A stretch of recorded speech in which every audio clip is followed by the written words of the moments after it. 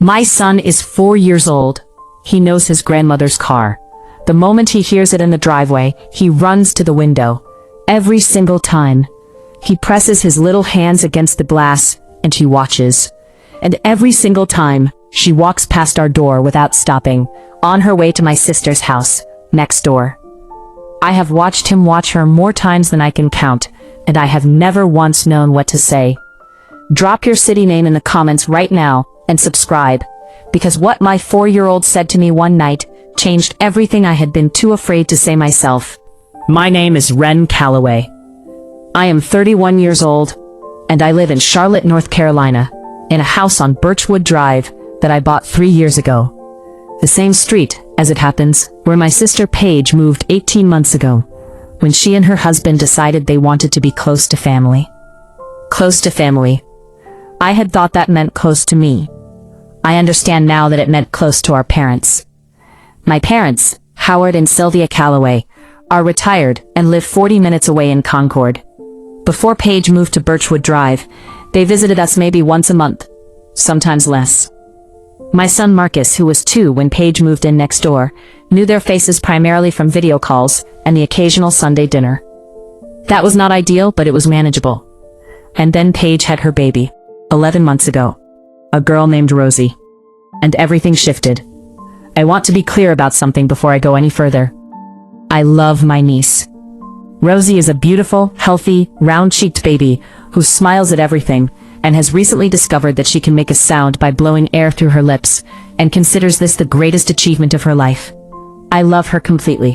What I do not love, what I have been quietly, carefully, exhaustingly not loving for 11 months, is what happened to my son the moment she arrived. My parents threw Paige a baby shower 3 months before Rosie was born. I helped organize it. I made the invitations. I ordered the cake. I drove 40 minutes to help my mother set up the decorations the morning of. 70 people came.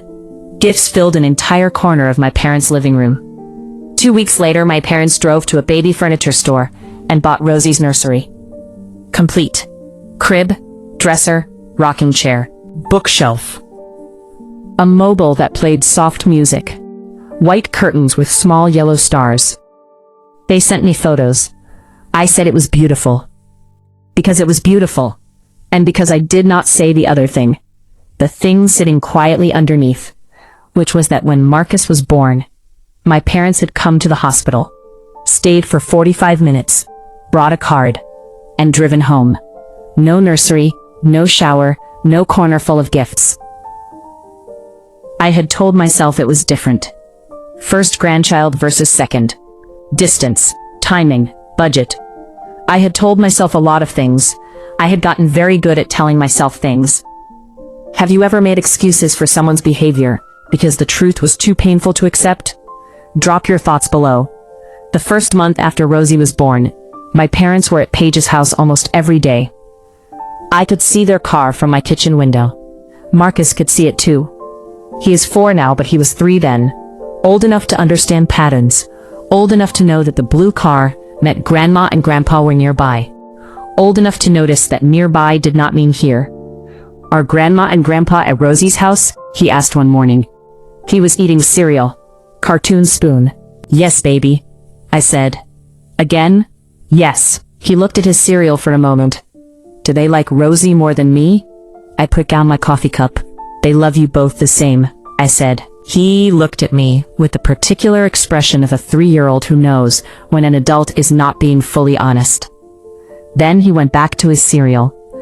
I stood at the kitchen counter, and I looked out the window at my parents' car in my sister's driveway, and I thought, I have to do something, I just did not know what yet. Marcus turned 4 in September. I planned his birthday 2 months in advance, not an elaborate party. Marcus had been very specific about what he wanted. A small gathering, his 3 best friends from preschool, a dinosaur cake, and his grandparents. He asked about his grandparents specifically. Will Grandma and Grandpa come to my dinosaur party? I'll make sure of it, I said. I called my mother 3 weeks before. She said of course they would come. I called again 1 week before to confirm. She said they were looking forward to it. The morning of Marcus's birthday, 2 hours before the party, my mother called. Rosie had a doctor's appointment. Nothing serious, routine checkup, but Paige was nervous and wanted support, and they were going to go with her, and they would try to make it by the end, but they could not promise. I stood in my kitchen with dinosaur balloons in my hand, and I said, "Okay, Mom," because what else do you say? They did not make it.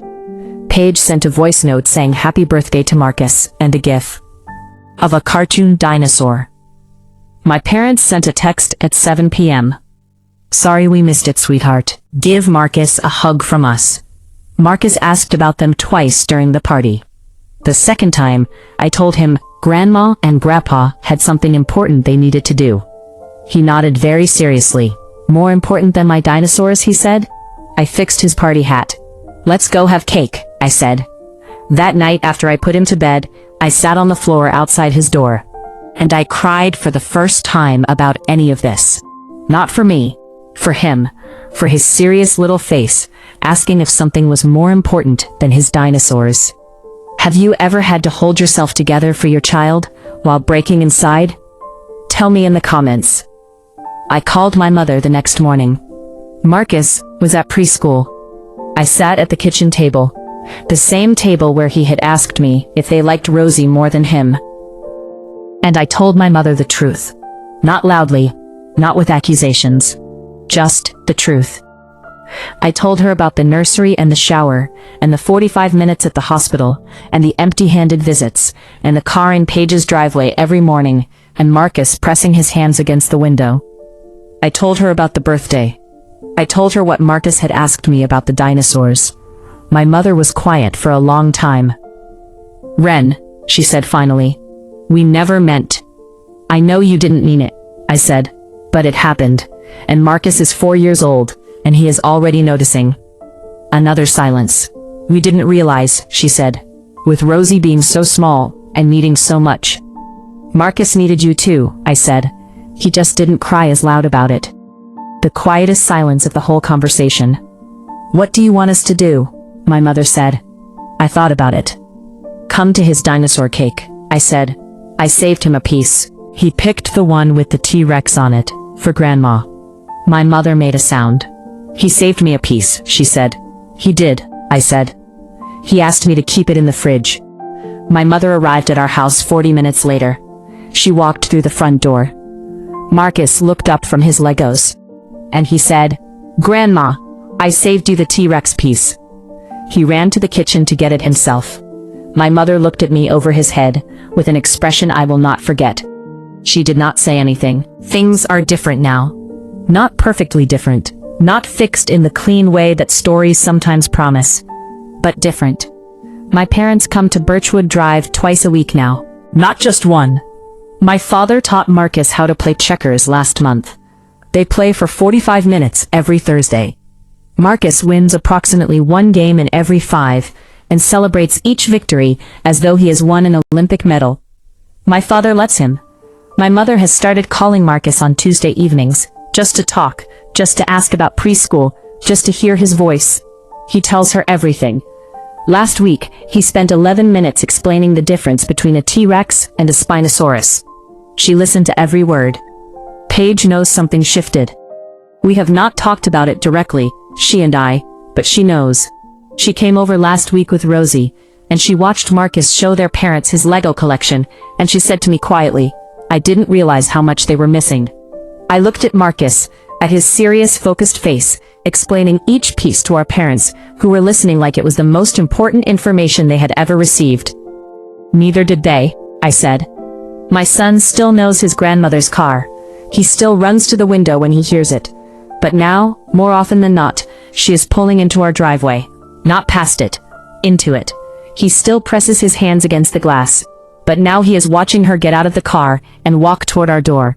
And he turns around with that full, unguarded 4-year-old smile. And he says, 'Grandma's here.' The best news he has ever received. And maybe it is. I think about what he asked me over his Spider-Man bowl of cereal. Do they like Rosie more than me?